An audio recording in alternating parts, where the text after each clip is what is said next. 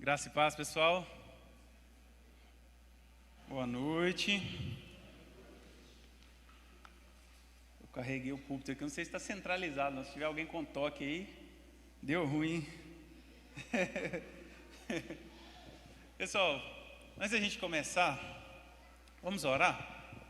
Fechar os nossos olhos, nos conectar com Deus, né? A gente já está conectado com Deus, mas vamos deixar sair tudo aquilo que possa nos distrair e realmente falar com o nosso Pai. Senhor, nosso Deus, nosso Pai, com alegria nós estamos aqui hoje, Pai, para Te louvar, Pai, para Te adorar, para ter a comunhão entre nós, Pai, irmãos, para estarmos aqui também para ouvir do Senhor a palavra, para orarmos uns pelos outros. Estamos aqui, Pai, para realmente ver a glória do Senhor descer nessa terra. Nós queremos ser moldados pelo Senhor, Espírito Santo, nós queremos ser maleáveis nas suas mãos e ver realmente o reino sendo expandido nessa terra. Por favor, Deus, faça o nosso coração, do nosso coração, né, um ambiente de ensino e aprendizado, em nome de Jesus, amém. Galera, eu já vou ler a Bíblia, mas pode se sentar, não precisa ficar em pé aí não. Hoje eu quero falar sobre o conformismo da fé. E assim, na verdade esse título nem... acho que não foi o mais adequado não. Porque esse conformismo ele não é exatamente um atributo da fé, né? Não é um atributo da fé. Mas eu me refiro a um problema, né? Que é a questão da gente se conformar e deixar a nossa fé ser conformada, né? Permanecer ali em um certo nível e manter aquilo ali, né? Enfim, eu me converti há pouco tempo, tem 8 anos mais ou menos, mas para quem já tem, para vocês que têm muito tempo, né, de crente aí, vocês já devem saber que chega um momento que a gente acostuma com mover, a gente acaba acostumando com os moveres de Deus, né? Aquilo que talvez no começo te deixava espantado, né? Aquilo começa a ficar normal. Eu lembro uma vez que Deus falou comigo, a primeira vez, na verdade, que eu ouvi Deus falando comigo, aquilo me deixou num estado que eu fiquei no chão chorando, em posição fetal, assim, chorando, porque eu tinha ouvido Deus a primeira vez, sabe? E só que depois, quando a gente vai acostumando com isso, a gente perde a noção de quão grandioso essas coisas são, né? Eu queria que a gente se atentasse a isso, né?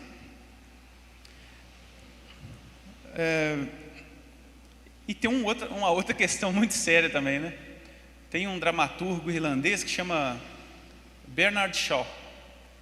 E tem uma frase que é atribuída a ele, né, que fala que o diabo é o diabo não porque é sábio, mas porque é velho, né? Ou seja, ele nos observa, ele conhece. Imagina quantos anos tem de entendimento sobre o comportamento humano, o pensamento humano que o diabo tem, né? E a gente se conforma, ele sabe que em um dado momento a tendência é a pessoa se conformar e tal, né? E a gente não pode parar, porque ele não para, né? Nosso inimigo não para. Mas é isso, então vamos ler Ezequiel 47, do 1 ao 12. Vou ler na Nova Almeida Atualizada, NAA. Ezequiel 47, do 1 ao 12, um texto bem conhecido, né? Mas a palavra ela se renova. Ezequiel 47, do 1 ao 12. Depois disto, o homem me fez voltar à entrada do templo, e eis que a água saía debaixo do limiar do templo. Ou em algumas versões, como NVI ou BKJ, fala a soleira do templo, né? A água saía debaixo do limiar do templo e corria na direção do leste, porque a fachada do templo dava para o leste. A água vinha debaixo do lado direito do templo e do lado sul do altar. Ele me fez sair pelo portão do norte para dar uma volta por fora até o portão exterior, que dá para o leste, e eis que a água borbulhava do lado direito. O homem saiu para o leste, tendo na mão um cordel de medir. Mediu 500 metros e me fez passar pela água, que me dava pelos tornozelos. Mediu mais 500 metros e me fez passar pela água, que me dava pelos joelhos. Mediu mais 500 metros e me fez passar pela água, que agora me dava pela cintura, ou lombos, né? No caso da Almeida Corrigida Fiel, por exemplo. Mediu ainda outros 500 metros e era já um rio que eu não podia atravessar, porque as águas tinham crescido. Eram águas que não se podia nadar, um rio pelo qual não se podia passar andando. Então ele me perguntou: você viu isso, filho do homem? Então o homem me levou de volta à margem do rio. Quando cheguei lá, eis que à margem do rio havia grande abundância de árvores dos dois lados do rio. Então me disse: estas águas correm para a região leste, descem do vale do Jordão e entram no mar, cujas águas ficarão saudáveis. Todos os seres vivos que povoam o lugar por onde esse rio passar terão vida, e haverá muitíssimo peixe, porque essas águas chegaram lá. As águas do Mar Morto se tornarão saudáveis. Imagina só o morto virar saudável, né? Glória a Deus. E tudo viverá por onde quer que esse rio passar. Junto a ele se acharão pescadores, desde Engedi até Eglaim. Haverá lugar para estender e secar as redes. Os peixes serão de muitas espécies, como os peixes do Mar Grande. Mas os seus charcos e os seus pântanos não se tornarão saudáveis, serão deixados para o sal. Nas duas margens do rio nascerá todo tipo de árvore frutífera. As folhas dessas árvores não murcharão, e elas nunca deixarão de dar seu fruto. Produzirão frutos novos todos os meses, porque são regadas pelas águas que saem do santuário. Os seus frutos servirão de alimento, e as suas folhas de remédio. Amém? Antes de trazer uma aplicação prática, algo mais palpável, eu queria explicar um pouco, passar bem por alto assim, né? Mas passar um pouco pelos versículos que a gente leu.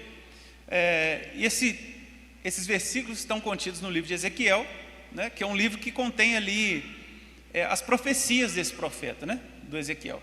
Essas profecias eram voltadas principalmente para os exilados da Babilônia. E aí vai trabalhar sobre alguns temas, como o pecado, né, e o juízo sobre o pecado. Vai trazer temas como esperança, fé, né, renovação, como a gente acabou de ler aqui, né? A gente leu uma palavra sobre renovação, né, aqui no capítulo 47. E no versículo 1, a gente vai ver que Ezequiel tem essa visão em que o anjo o leva até o templo. É interessante, eu fiquei imaginando, né? À medida que eu vou lendo, eu começo a formar aquilo na minha cabeça como se fosse um filme, né?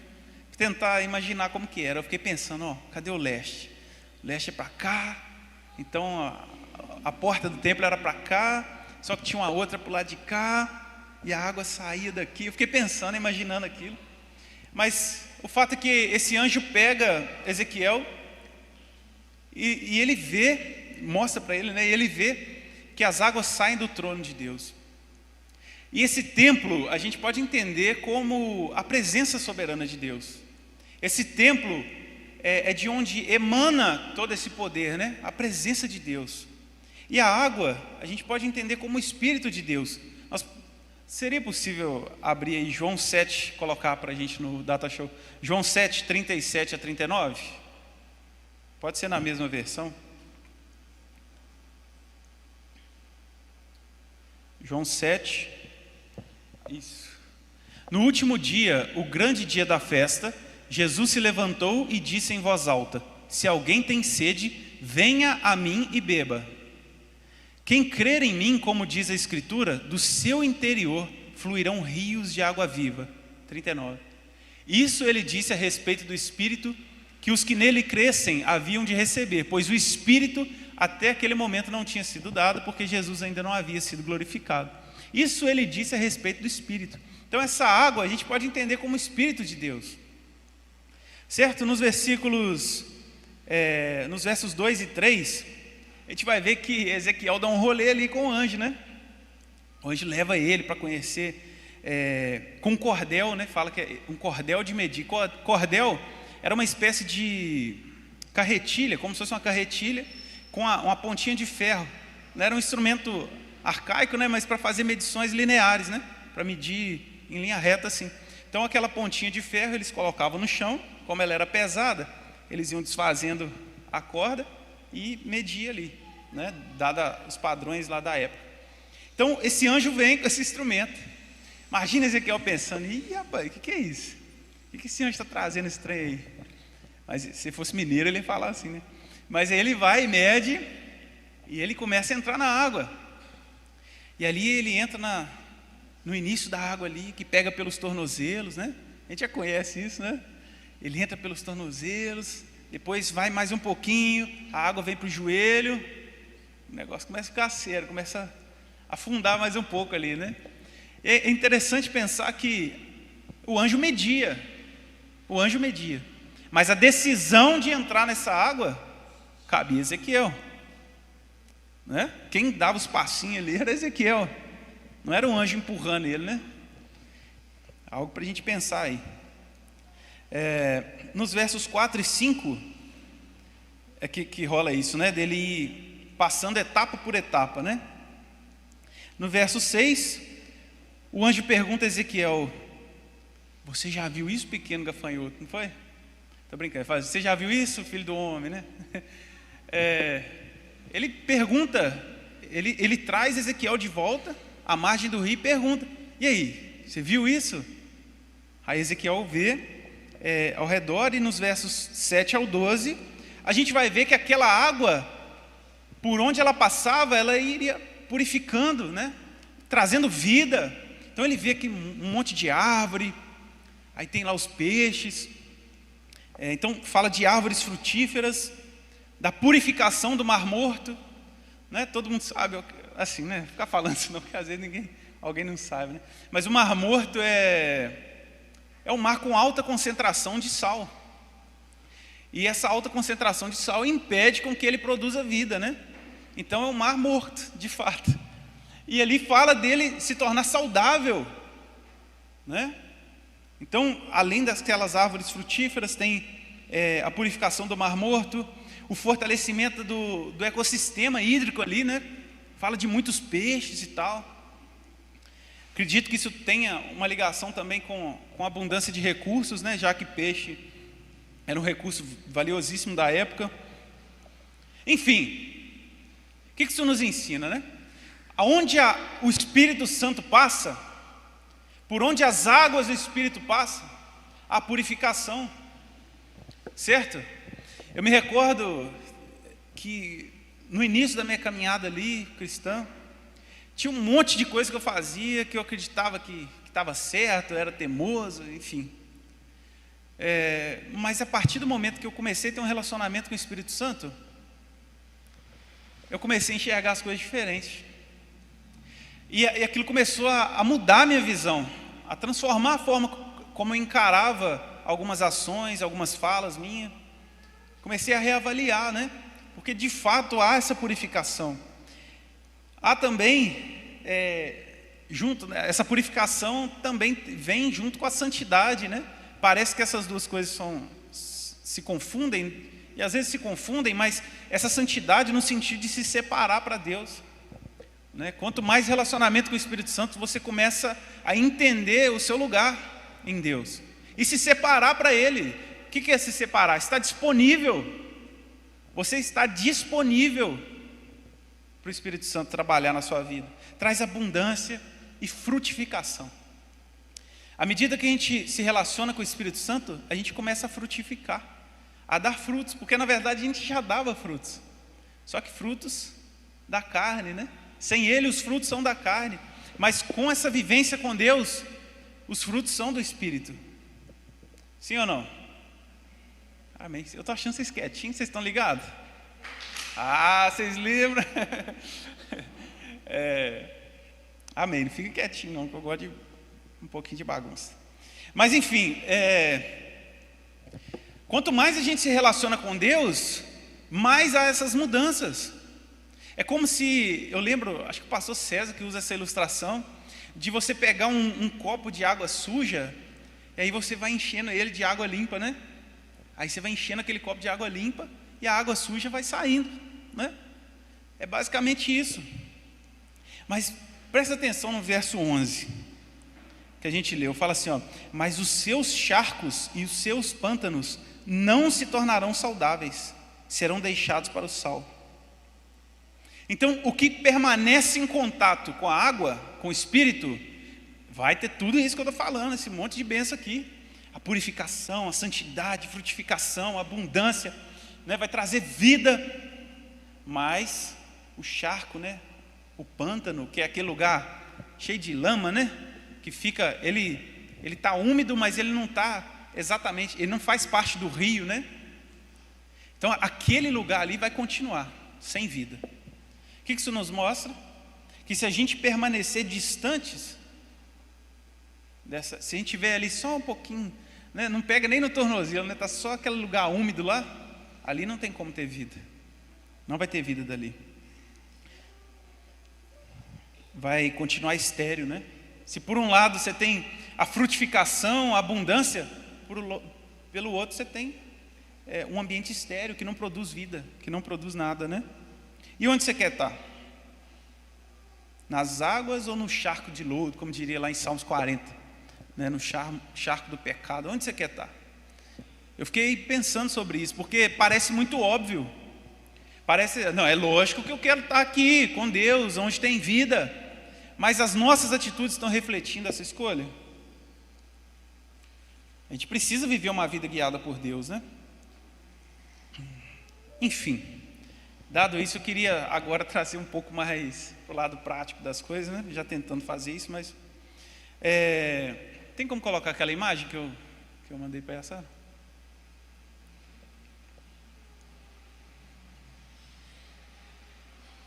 Essa aí não.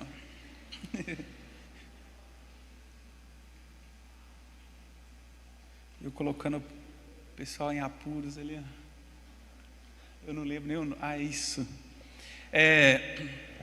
Quem já viu essa imagem?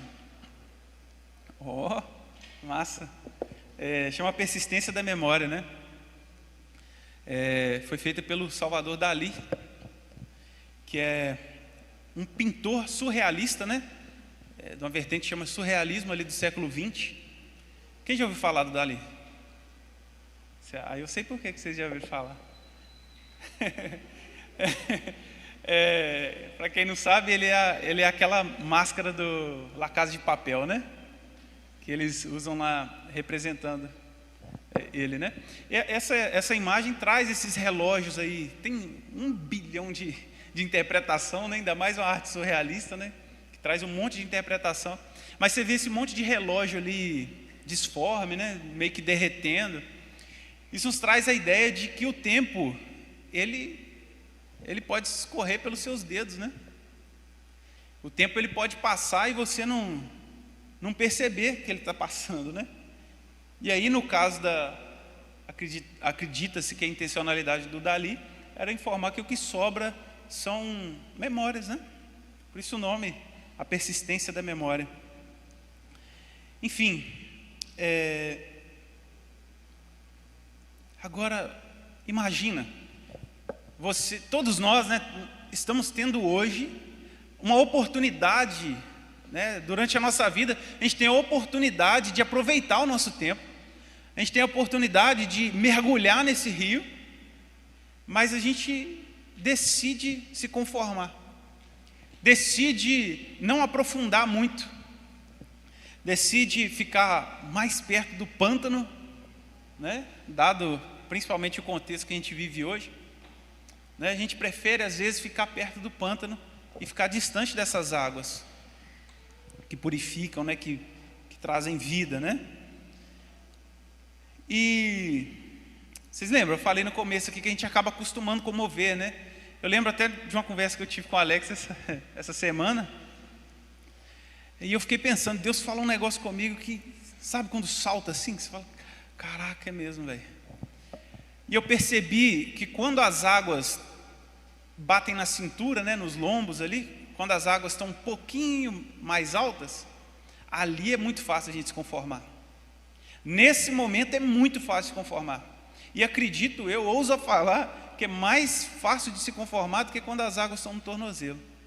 Porque quando está muito rasinho, imagina você entrando num rio, né?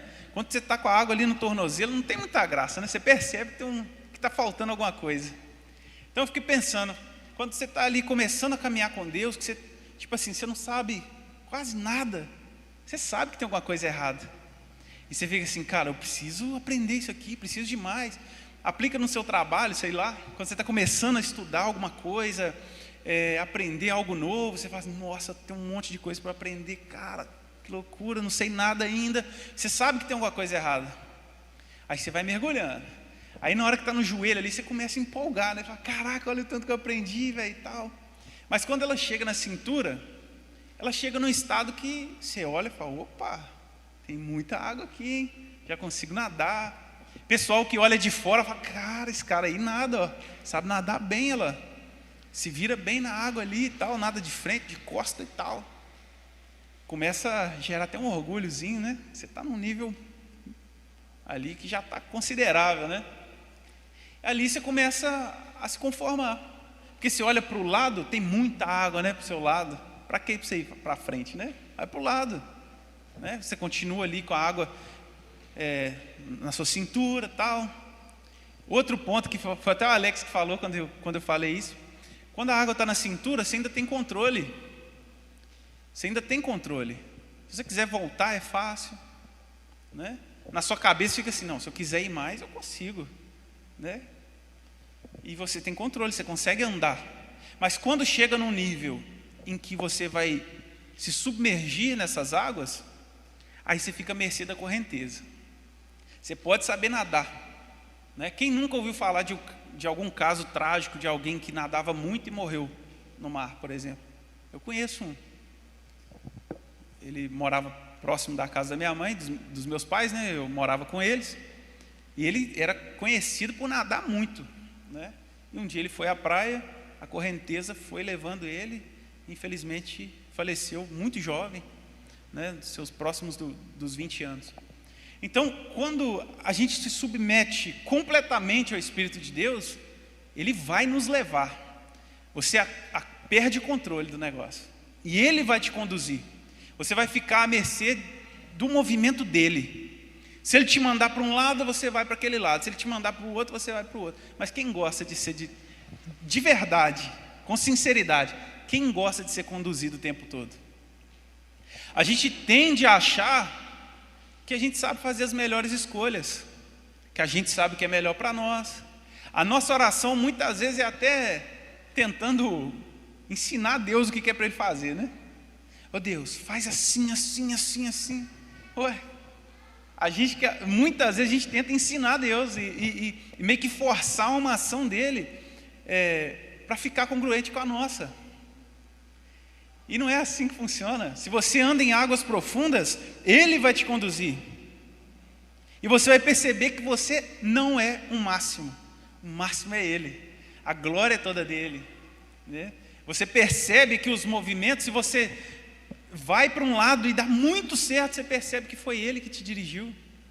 Não foram seus passos lentos ali na água, nas cinturas que te levou para lá. Foi Ele, foi a direção dEle. Vocês estão ligados ou não? Amém. Quem aqui conhece alguém que está vivendo longe de Jesus? Eu também. Quem conhece alguém que já não está com muitas esperanças, está meio desistindo das coisas? Só eu. Que não vê propósito na vida, que você conversa com a pessoa e fala assim, não sei para que eu nasci, não sei para que eu estou aqui, quase desistindo. Muito triste isso, né? E o que a gente está buscando de Deus para mudar isso? Porque eu tenho certeza, se a gente estiver submerso nessas águas, elas vão nos conduzir a trazer mudanças sociais. E me incomoda profundamente ver pessoas que são completamente contra a pregação das Escrituras estarem fazendo mais do que a gente que conhece as Escrituras. Pessoas preocupadas em alterar a realidade cruel da sociedade e trazer mais justiça. Não importa o jeito que eles estão pensando, existem grupos que estão pensando nisso, em trazer melhor qualidade de vida para as pessoas, em representá-las. E se você falar da Bíblia, eles vão te xingar. Cara, isso está muito errado. A preocupação com essas injustiças, com esses problemas, deveria ser nossa. Mas a gente não está submerso. A gente está ali com a aguinha na cintura. Eu quero ir para cá, eu quero fazer isso agora. Está vivendo como criança na fé. Já passou da hora da gente amadurecer. E isso depende de nós jovens. Depende de nós jovens. Estou me incluindo aqui. Precisa de nós, porque a gente tem energia, a gente tem disposição. Olha o tanto de coisa que a gente faz, velho, no dia a dia. A gente está sempre lotado de coisas e sempre arruma tempo para fazer mais. Né? Será? Estou vendo as cabecinhas assim, ó, eu sei, é assim que a gente faz, velho. Lotado de coisas. Você pergunta, e aí, que dia que você está à toa? Nunca. Mas vamos fazer tal coisa? Vamos. É assim, velho. A gente tem ânimo, tem disposição. Sabe? A gente está exposto, a gente tem conexão com as pessoas. É mais fácil, né, a gente se conectar com outros jovens, com outras pessoas, do que talvez uma pessoa mais velha que já está cheio de coisas na cabeça, né, já está todo formatado pela vida, acha que é só de uma forma, né, e não tem problema, né? É só uma outra geração. Mas nós temos isso em nossas mãos, cara. E o que impede? Por que o número de cristãos, já falei isso aqui outra vez, por que o número de cristãos no IBGE está tão alto? E o índice de divórcio, de homicídio, por que Viçosa está matando tanto? Se você sair aí perguntando se a pessoa acredita em Deus, vai ter, sei lá quantos por cento, vai ter um monte de gente falando que crê em Deus. Mas e aí, por que está morrendo tantos jovens com tanta crueldade? Por que tem tantas pessoas envolvidas com crime, com drogas, com a sexualização tão jovens? Por quê? Se o número de cristãos é grande. Porque a gente está criancinha até hoje na fé. Porque a gente ainda não assumiu a nossa posição de crente. Talvez, cara, é ridículo da nossa parte a gente tentar passar uma visão, ficar com vergonha, sei lá, de se assumir como cristão, cara. Sabe? É vergonhoso, é ridículo. Porque nós estamos na mais alta posição, nós somos filhos de Deus. Sabe? E a gente só vai poder mudar isso à medida que a gente aprofundar.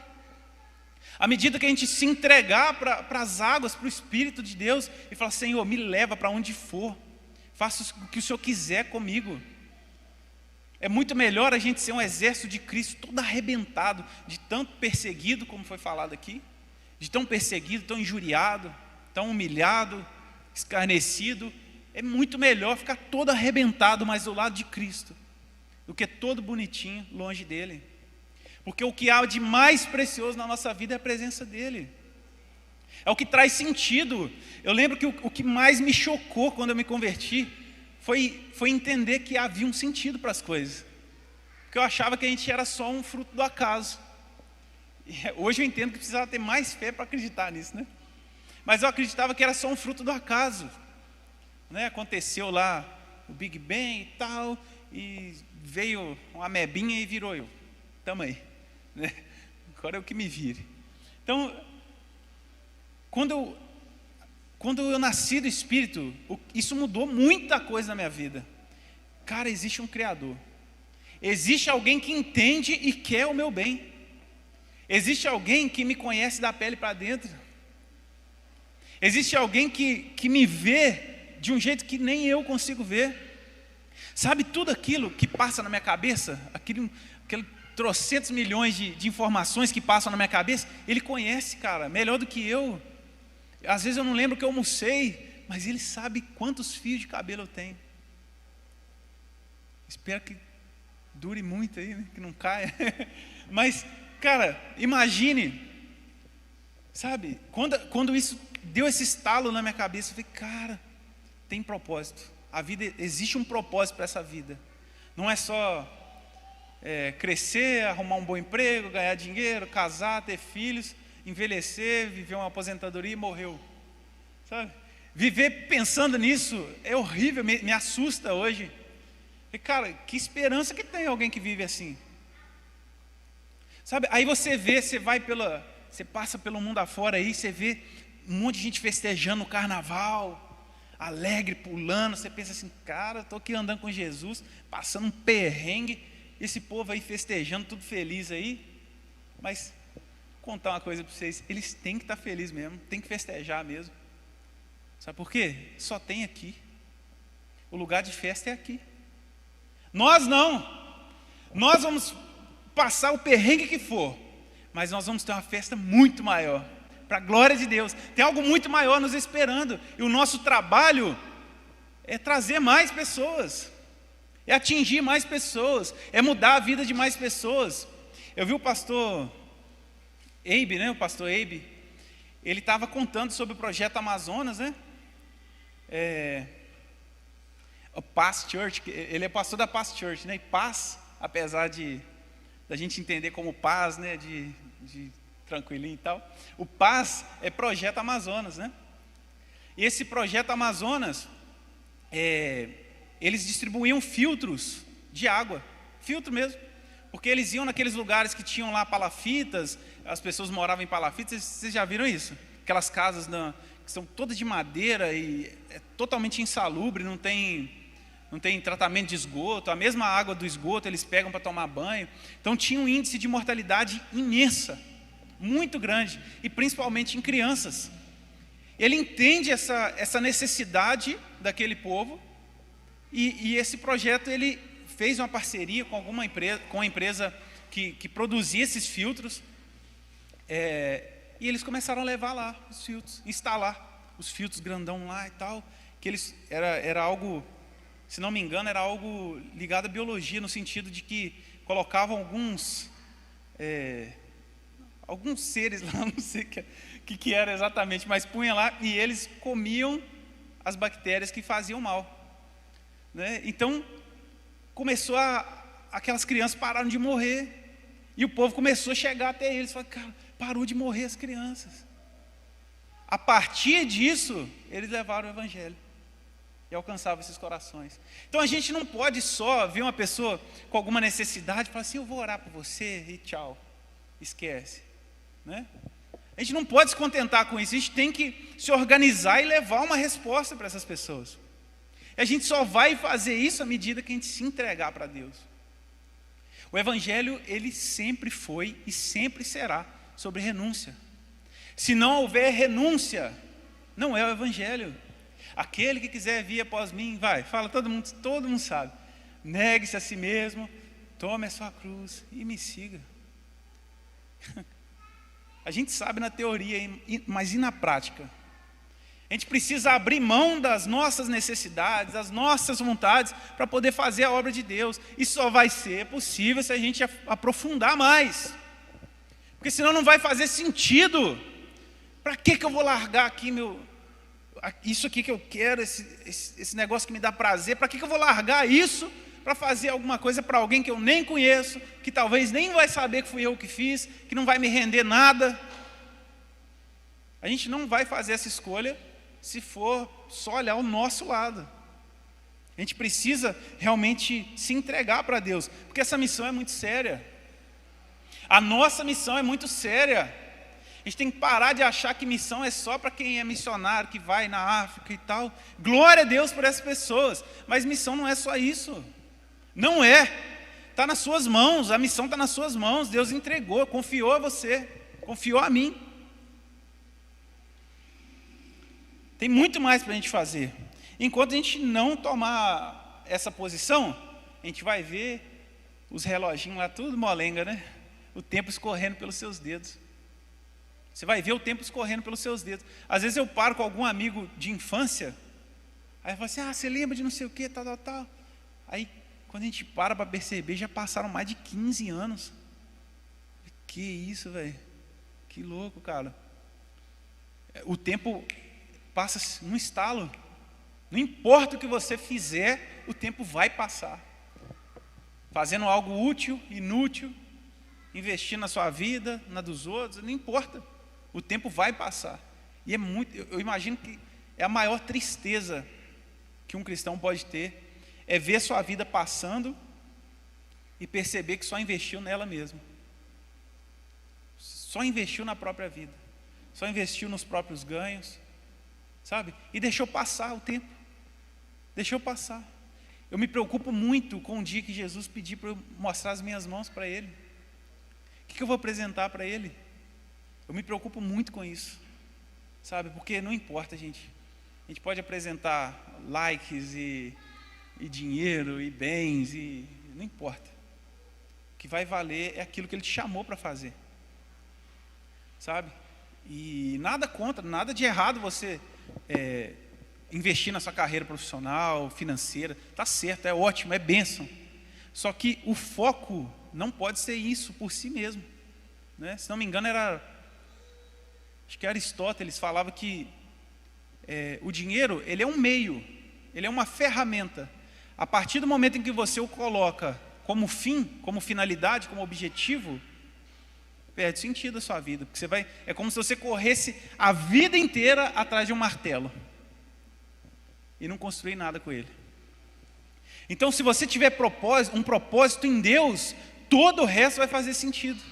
Faz sentido você ter dinheiro, faz sentido você ter uma carreira profissional, faz sentido você constituir uma família, faz sentido você ter filhos.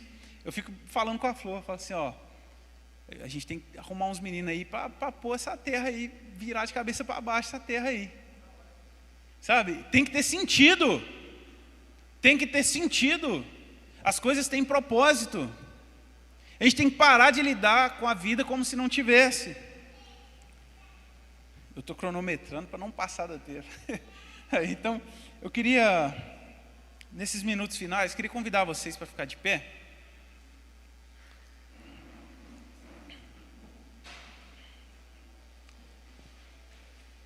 O que a gente consome não pode consumir a gente, sabe?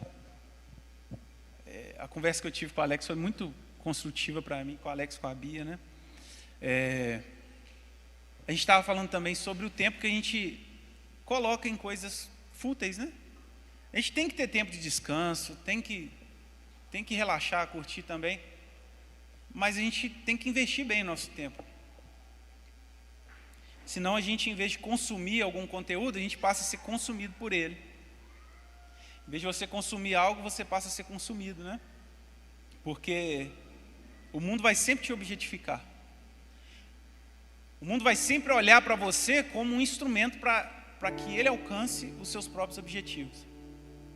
Se você estiver no meio profissional, sei lá, está no meio profissional com um monte de pessoas ali que não se importam com valores, com nada, existe uma chance muito grande de você ser usado como um degrau, né? Para alguém te colocar ali como um degrauzinho para subir, passar e tocar a vida deles. Quando você está lá consumindo as redes sociais, por exemplo, você recebe um monte de anúncio, né? E aí, sei lá, o YouTube, por exemplo, ele sempre vai te recomendar algo que você gosta de ver, porque ele é bonzinho demais da conta, ele quer te agradar, não é? Então, você é uma ferramenta para que, quanto mais tempo você passe, mais anúncio ele mostra. Enfim, a gente já conhece essa história. Então, se a gente não aprender a consumir as coisas, a gente vai ser consumido por elas. A gente vive numa sociedade hedonista, amante dos prazeres, amante de si mesmo, amante de momentos, né? Sem propósito, infantil. Eu e o José, a gente estava conversando hoje, né, de manhã, sobre... Eram adolescentes ou crianças? Eram adolescentes que se identificam na Califórnia, se identificam como cachorros. Olha que loucura. Estuda com sua sobrinha, né? Olha que loucura, velho. Adolescentes se identificam como cachorros. Na hora do recreio fica lá, na terra, brincando. Isso é loucura, cara. Isso é um absurdo. E a gente não pode simplesmente ir nas redes sociais e falar assim, nossa, que loucura, que absurdo, e tal. É lógico, é óbvio que é. Mas a gente precisa fazer algo para mudar isso. O que vai ser do Brasil com adultos, futuros adultos, né? Com governantes, com essa mentalidade, cara. E vocês sabem, até comentei isso com o Osiel, a gente copia tudo que está nos Estados Unidos, tudo que está do lado de fora, tudo que vem de outros países, a gente copia tudo. Uma hora isso vai chegar aqui. Já está chegando. E vai chegar, e aí? O que nós vamos fazer para mudar isso? Nós vamos esperar o problema ficar enorme para poder tratar?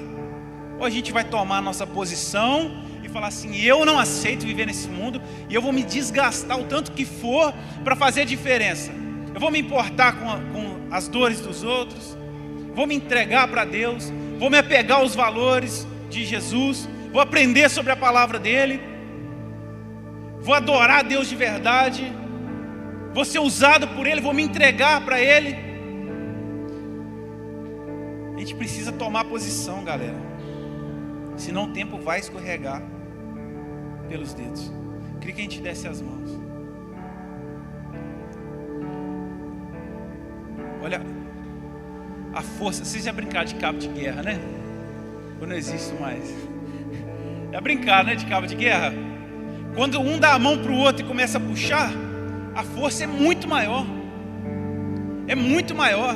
Então, se a gente andar assim, unidos como um só corpo, não adianta, nada vai parar, gente. Deus está com a gente. Ele nos convocou para isso, nos trouxe propósito, coragem, recursos para isso, inteligência. Eu olho aqui para vocês e fico pensando, cara, olha o tanto de pessoas inteligentes, dispostas, sabe? A gente tem tudo para fazer a diferença. E se a gente estiver unidos, a gente vai muito mais longe. A gente vai conseguir mudar esse panorama que a gente está vendo por aí. A gente não pode pensar, tipo, mas vai vir aí o apocalipse, vai dar tudo ruim mesmo, o trem vai só piorar. E aí, a gente cruza os braços, senta e vê todo mundo indo para o inferno? É isso? Não foi para isso que o Senhor nos chamou. Os campos estão brancos, não é? E Deus pede para que a gente clame por trabalhadores, para que Ele envie mais trabalhadores, né? E esse envie, eu também já falei aqui outra vez, esse envie, a palavra que é usada é equibalo. Equibalo não é enviar tipo, vai lá. Não é um convite, é como se fosse um empurrão com violência. Vai logo. Sabe, precisa de mais pessoas. Eu quero que a gente ore hoje, clamando por união e disposição para realmente se entregar nessas águas do Espírito e deixar Deus nos conduzir. Que a gente pare de querer tomar o controle das coisas e entenda que o controle é dele, a soberania é dele. Tudo que ele quiser colocar em nossas vidas, ele sabe o que é melhor para nós. Para de questionar Deus. É difícil, e é difícil para mim também. Não estou falando aqui como se eu fosse melhor que ninguém, não. Quando você passa por uma enfermidade, passa por uma espera maior do que você gostaria, é chato, é ruim. Mas vamos parar de questionar Deus e entender que Ele tem o melhor para nós. Ele é o nosso Senhor. Quando a gente confessa Jesus, a gente não vem aqui só aceitar o nosso Salvador simplesmente. A gente vem confessar que Ele é o nosso Senhor. Ele manda e desmanda na nossa vida. Ele faz o que quiser, porque Ele é Deus. E nós amamos esse Deus. Mas a seriedade nessa escolha, essa decisão não é brincadeira. Nós não estamos aqui só para estar reunidos num lugar legal, com a música boa. Não é isso. Glória a Deus porque tem essas coisas boas. Mas nós estamos aqui tomando uma decisão, uma posição de nos entregar de verdade para Deus. Senhor nosso Deus, nosso Pai, nós entregamos nossas vidas a Ti, Senhor. Pai, nós estamos cansados de ver esse mundo caminhando para o inferno. Estamos cansados de ter notícias de jovens que são torturados e mortos. Estamos cansados de ouvir notícias de mulheres que abortam, Deus, que matam seus próprios filhos. Nós estamos cansados, injuriados, ó Deus, de saber, Pai, que pessoas não sabem a sua identidade. Nós estamos cansados de ver pessoas que se identificam como cães, Senhor. Que coisa, isso é ridículo, Senhor. Nós não podemos caminhar por esse caminho. Por favor, Deus, nos ajude a fazer algo. Senão nossa vida não vai ter sentido, Pai. Se não for para te servir, se não for para fazer a diferença, não tem sentido, Senhor. Nossa vida precisa render glória a Ti, Senhor. Mas o Senhor nos conhece. O Senhor sabe o quanto a gente ama a gente mesmo. O Senhor sabe o quanto a gente ama buscar prazeres para nós mesmos. O Senhor sabe o quanto a gente ama ficar confortável. E o quanto a gente busca isso o tempo todo, conforto. Deus, não nos deixe nisso, Pai. Não nos deixe nos perder nisso, Senhor. Em nome de Jesus, Pai, traga um entendimento, uma consciência mais elevada, Pai, uma maturidade, uma profundidade nas Escrituras. Em nome de Jesus, fortaleça os nossos joelhos vacilantes, Pai. Nos ajude a pisar em cima das suas pegadas, tomando as mesmas decisões que o Senhor tomou, vivendo como o Senhor, Pai, porque a palavra diz que já não sou eu quem vive, mas Cristo vive em mim. Que nós não sejamos hipócritas, Deus, de só falar isso e viver da forma como a gente gostaria mesmo. Por favor, Deus, nos ajude a fazer mesmo que a gente não goste. Nos ajude a fazer a sua vontade mesmo que a gente não queira, mesmo que a gente tenha vergonha, mesmo que a gente tenha problemas com isso, que nós façamos a sua vontade, que nós nos curvemos diante da soberania do Senhor, Pai. Nós confiamos em Ti, Deus. Que nada escapa do Seu controle, Pai. Que nós sejamos trabalhadores obedientes nas obras do Senhor. E que nós andemos em união, Pai, como um só corpo. Em nome de Jesus. Em nome de Jesus, Pai. Queremos ver Sua glória no nosso trabalho. Queremos ver Sua glória, Deus, por onde a gente passar. Queremos levar cura, Pai, aos enfermos. Queremos sanar, Pai, as necessidades financeiras das pessoas. Queremos, ó Deus, usar os recursos que o Senhor nos dá com sabedoria. Seja conosco, por favor, Pai. Desperta essa geração, Senhor. Nos desperta, Senhor. Por favor, Pai. Não nos deixe dormindo. Não nos deixe mortos, ó Deus. Nós precisamos disso, Pai. Como diz a Sua palavra, Deus, em Efésios 5,14. Desperta, ó Tu que dormes. Que o Senhor nos desperte em nome de Jesus, Pai. Amém. Glória a Deus.